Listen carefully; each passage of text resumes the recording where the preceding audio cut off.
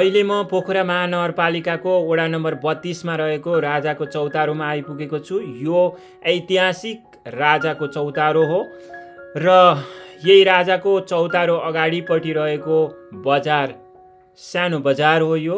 अब म राजाको चौतारो भित्र जान्छु।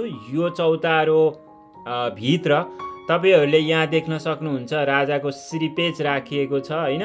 अनि राजाको चौतारोमा खासै पुराना ऐतिहासिक चिजहरू केही पनि छैनन्। राजाहरू त्यति बेला 2224 राजाहरूले बसेर यहाँ मिटिङ अनि शान्ति वार्ता गरेका थिए। त्यतिखेरका छपनीहरू त्यतिखेरका कुनै पनि ऐतिहासिक यहाँ चिजहरू छैनन्। अहिले हालसारै नेपाली सेनाले यसलाई निर्माण सम्पन्न गरेर छोडेको छ। अहिले सबै सर्वसाधारणहरू यहाँ आउन सक्नुहुन्छ। यो अगाडिपट्टि तपाईहरूले देखिराख्नु भएको राजाको चौतारो हो। अनि चौतारो यस्तो रहेको छ। अघि 24 राजाहरू हजुर 24 राजाहरूको यहाँ बैठक थियो अरे, हुन्थ्यो अरे। मैले पनि देखेको होइन है, नदेखेको होइन, त्यो अलि अगाडिको कुरो हो। अलि अगाडिको क्या यहाँ शान्ति वार्ता त होइन 2224 राजाको राजाको पालामा यहाँ शान्ति वार्ता भएको रहेछ होइन। लम्बुमे तनुए पुली लिने त्यस्तो वार्ता हुन्थ्यो अरे। ए यही नै यहाँ चौतारो थियो र यहाँ पहिल्यैदेखि भयङ्करको थियो, ठुलो चौतारो थियो। ठुलो सुन्नेको बुटो ठुलो थियो। ए अहिले खोइ त नि त्यो सम्मीको बुटो मरेको हो कि त्यो मरेको। ए त्यो मर्यो। अनि अहिले नयाँ यो सम्मीको बुटो लगाउनु भयो रहेछ। पछि स्कुलले चाहिँ राष्ट्रियकरण गर्यो यसलाई, यो चौतारोलाई। अनि अनि अहिले यो पुनर्निर्माण भएको कति भयो त फेरि? यो भएको 1 वर्ष हुनुला। 1 वर्ष हुनुला।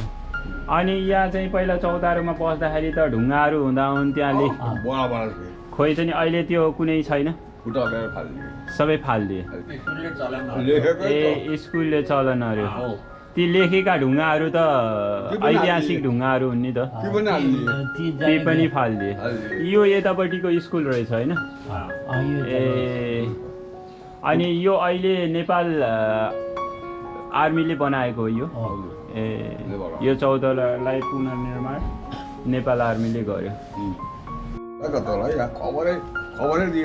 हजुरको घरै यही हो, पुरानो घर नै यही नै हो। 15-16 वर्ष अथवा सानै उमेरमा यहाँ आउनुहुन्थ्यो होला नि यो चौतारो। ए चौतारोमै बस्नुहुन्थ्यो। अनि त्यति बेला कस्तो थियो? त्यतिखेर ढुङ्गा ओछ्याएको थियो बडा चालगट्टी खेल्ने, बागट्टी खेल्ने यस्ता ढुङ्गा थिए।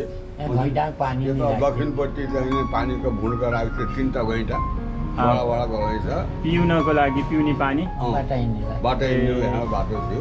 यो बाटो कहाँ जान्थ्यो र त्यतिखेर त्यस्तो पानी राख्नु?